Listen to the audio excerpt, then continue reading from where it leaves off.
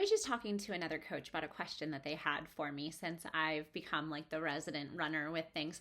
And she's primarily a bodybuilding coach, and she's working with a client who wants to start to incorporate 3 days of 3 miles of running into her day-to-day routine, right? And so both the client and the coach were a bit concerned about maintaining muscle mass with adding in that amount of cardio. So they had reached out to kind of be like, how do we navigate this? And so I had the opportunity to look at the client's macros, to look at their pictures, look at that kind of stuff.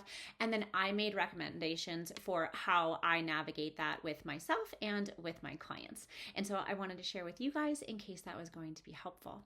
So adding in 3 days of 3 miles or a weekly total of 9 miles, roughly, probably 90 minutes, about an hour and a half, maybe 2 hours, depending on our pacing, is not really going to be enough that we need to worry about muscle loss.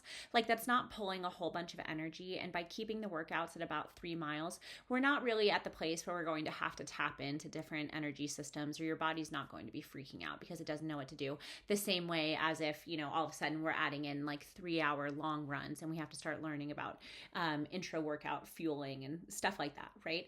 So I think 3 days of 3 miles is a really good place to kind of hang out in. And then what I explained to the coach was what I like to do when a client is there and they want to do it for fun and it's not like they're training for a race or something. I will use those 30 minutes and squeeze every second and every bit of intensity out of it that I can. And so the way that that looks is for the first couple of weeks, I would have the client track all of their workouts on a spreadsheet for me, and I have them give me their total time, total distance, average heart rate. I have them rate the workout on a scale of 1 to 10 and then give me any other notes that they have about it. And then when they check in with me, I'll go through and say like, oh, okay, at this pace, your heart rate was here. So this week, let's work to just maintain your heart rate if that's like a comfy spot for them. Or maybe they want to focus more on the pacing, but maybe their heart rate got a bit wild with it. And so I'll pull them back a little bit for like steady state runs. And then maybe once a week, I'll incorporate some pace pushes so that they build that confidence and their body gets exposed to that level of intensity. So I like to prescribe somewhere around 3 to 4 runs per week if somebody really wants to feel like a competent and capable runner. I will incorporate about 3 to 4 days. And then depending on where they're starting at, I'm not going to go super far. So I believe that this client that we're talking about already had a little bit of a base. And so the 3 miles isn't something wild. I personally start my clients, if they're not already a runner, I will start at about 15 to 20 minutes per session. And my first goal will be, let's test your 1 mile. Like, no pressure, no expectations, but I want you to put in a big effort. And the goal is to get 1 mile done as fast as we can. I've had people send me their 1 mile and it was 16 minutes. I've had people send me their 1 mile and it was 8.5 minutes. I take that information, their heart rate, how they felt about the session, and then with that 1 mile time, that's what I'll use to start doing their interval sessions. So maybe we do like a 5-minute warm up, and then I'll say, let's do 4 minutes at your 1 mile time with a 2-minute jog recovery, alternate that a couple of times, and then that way they're hitting a pace they know they can hold for a whole mile, but maybe it felt like a little bit like death while they were running that mile, like they were white knuckling that pace. And so then I'll add it in for those shorter intervals to build that confidence and allow their body to get used to running at that pace. Now, going back to the big concern was, okay, well, what if we're going to lose muscle? Like, should we be worried about that? And the big thing is whether or not you're eating enough. And that's really it. And so if we're going to incorporate running into a lifting routine and the goal is to continue to look like you lift, like you want to look more like a bodybuilder than like a marathon runner, it is imperative that you are eating enough. If you're going to ask that much of your body, you have to give it the fuel that it needs to accomplish those things. Otherwise, muscle loss is going to be the last of your problems. We're going to see more incidences of injury.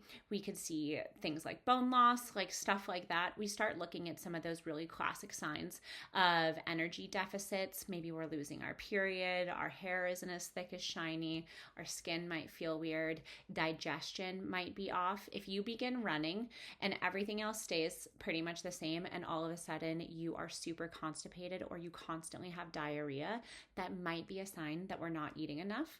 And so I make sure that like in those situations, we're going to use those workouts to help build intensity. We're not going to be dropping macros in that scenario.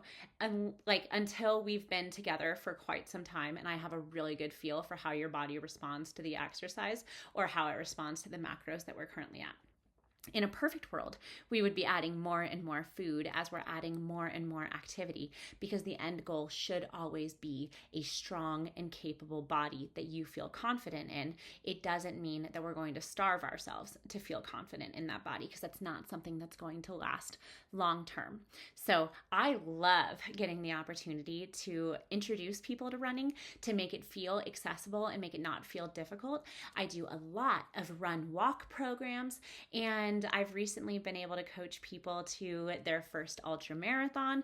I've had other clients compete in the Goofies Challenge with Walt Disney World, where you do like a 5K, a 10K, a half marathon, and a marathon all in one weekend.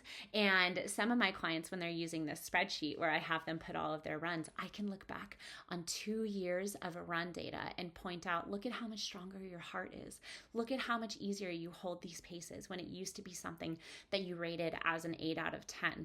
And like I said, the number one thing that we make sure to do is that their carbohydrates specifically are higher than they would have been if we weren't adding in the running, because we need that for easy energy to make sure that your body is capable and that it's not tapping into those reserves in a way that's going to be harmful.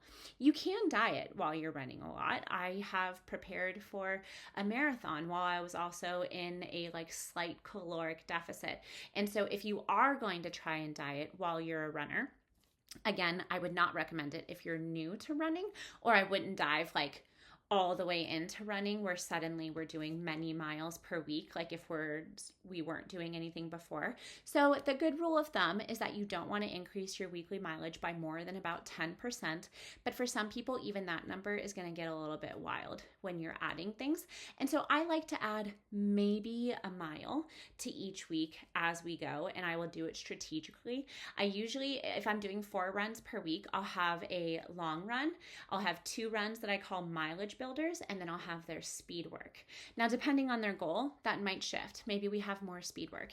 If they're training for a trail race and they're going to be running on a mountain, then I'm going to incorporate climbing and incline work and things like that.